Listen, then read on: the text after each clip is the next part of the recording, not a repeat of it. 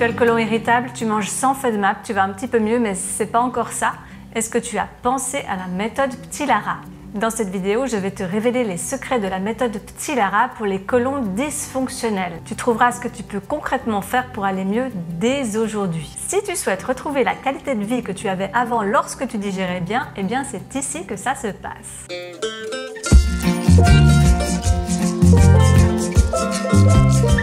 Coucou, bienvenue sur la chaîne du côlon en vacances. Moi c'est Lara, je suis nutrithérapeute, je travaille dans un cabinet médical et aussi en visio et je suis là pour t'apprendre à accorder du répit à ton côlon pour qu'il puisse se restaurer. J'ai fondé la méthode P'tit-Lara il y a quelques années sur plusieurs cas graves de rectocodite, autrement dit des cas de côlon extrêmement sinistrés, et en partant de là j'ai pu transposer cette méthode sur les autres côlons dysfonctionnels. Depuis je collabore avec quelques médecins sur Genève et gastro-entérologues et j'ai décidé de partager mes découvertes avec toi sur cette chaîne. Sache que avant tout, si tu n'as pas le temps de regarder cette vidéo, eh bien tu peux simplement déplacer ton curseur jusqu'à la fin de cette vidéo pour accéder à mon petit résumé. J'ai une bonne et une mauvaise nouvelle. Je commence par la bonne.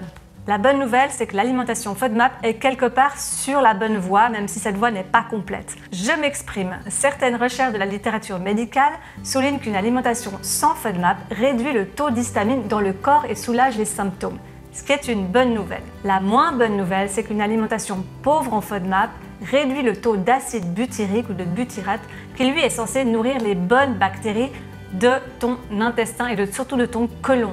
Résultat des courses, les symptômes sont soulagés, mais c'est un peu le chenille à l'intérieur et c'est pas la pleine santé.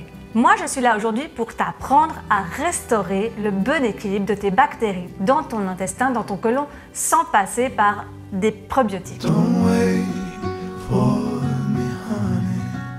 Astuce numéro 1, fais très attention avec les antibiotiques. J'ai beaucoup de cas de personnes qui me racontent que tout a commencé après une prise d'antibiotiques sur une large intervalle de temps, à peu près 1 mois. Et ça a développé le côlon irritable chez elles. D'autres personnes, et ça ce sont des cas qui sont recensés dans la littérature, ont développé le syndrome du côlon irritable à la suite d'un traitement post-radique, c'est-à-dire après des séances de radiothérapie. Et d'autres encore personnes ont développé le syndrome du côlon irritable avec la prise de certains antidépresseurs. Il y a toute une liste qui est recensée de médicaments qui favorisent un taux d'histamine élevé dans le corps et des troubles subséquents au niveau du côlon. Cette liste, je te la mets dans la description de la vidéo. D'autres personnes encore, c'était après la prise prolongée d'anti-inflammatoires. Donc en fait, souvent, le syndrome du côlon irritable, en fait, c'est un côlon qui a été malmené. C'est une réaction qu'on dit iatrogène, c'est-à-dire causée par l'action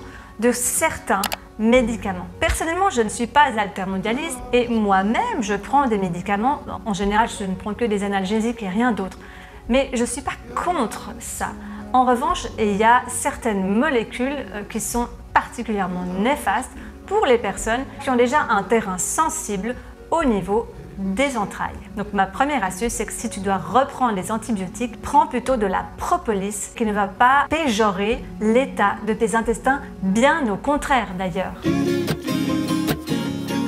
Astuce numéro 2, pas de graisse cuite pendant le temps de la crise. C'est la deuxième idée principale de la méthode P'tit-Lara. Tes oignons, tu les fais pas revenir dans l'huile parce que ça va générer des borborigmes, des gaz, des ballonnements à l'intérieur de ton ventre. En revanche, certaines personnes tolèrent beaucoup mieux les oignons qui sont cuits dans un mini fond d'eau dans une casserole et ensuite tu incorpores les éléments nécessaires pour constituer ton repas. Si tu cuis un poulet, tu retires sa peau. Pas de graisse, ça veut dire pas de graisse en général et ça ne s'applique pas uniquement aux huiles. Donc si tu dois cuire un poulet, tu retires sa peau. Pour plus d'informations sur tout cela, j'ai créé une vidéo qui s'appelle Stop Gaz que tu peux visionner juste ici en cliquant sur le petit i tout en haut. J'ai aussi créé une autre vidéo qui parle des effets néfastes des huiles cuites que tu peux visionner ici en cliquant sur le petit i tout en haut. Astuce numéro 3, choisis des produits laitiers qui passent. J'en ai recensé 5 qui remplissent 3 conditions. Premièrement, ils sont pauvres en histamine. Deuxièmement, ils sont pauvres en lactose. Et troisièmement, ils sont pauvres en acide palmitique, qui est aussi une des causes du côlon irritable. Pour connaître ces 5 fromages, tu peux aussi visionner cette vidéo qui apparaît juste ici. Astuce numéro 4, il faut nourrir les bonnes bactéries de ton côlon. Or, vu que tu es sensible aux aliments trop fibreux, il va falloir contourner l'obstacle en prenant la voie de l'amidon résistant. L'amidon résistant, il a l'avantage de nourrir les bonnes bactéries de ton côlon. Donc pour en avoir, tu peux cuire tes féculents et les refroidir pendant 12 heures. Et là, tu obtiens un bel amidon résistant qui va vraiment se charger d'alimenter et de réensemencer correctement ta flore intestinale, particulièrement la santé colonique. Si tu veux plus d'informations sur les vertus de l'amidon résistant, je te laisse visionner la vidéo que j'avais faite sur les vertus médicinales de la salade de pommes de terre que tu peux visionner juste ici.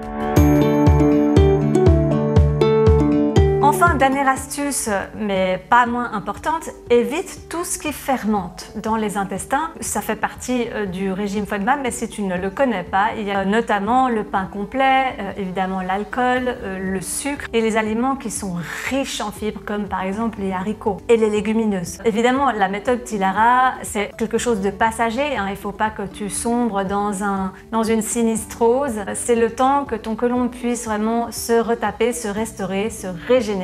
Et ensuite, tu peux reprendre tes habitudes alimentaires d'antan, à condition quand même de rester modéré. Allez, je te souhaite une bonne génération du côlon et tu peux visionner, voire photographier mon petit résumé pour ne pas oublier l'essentiel de mon propos. Bye bye.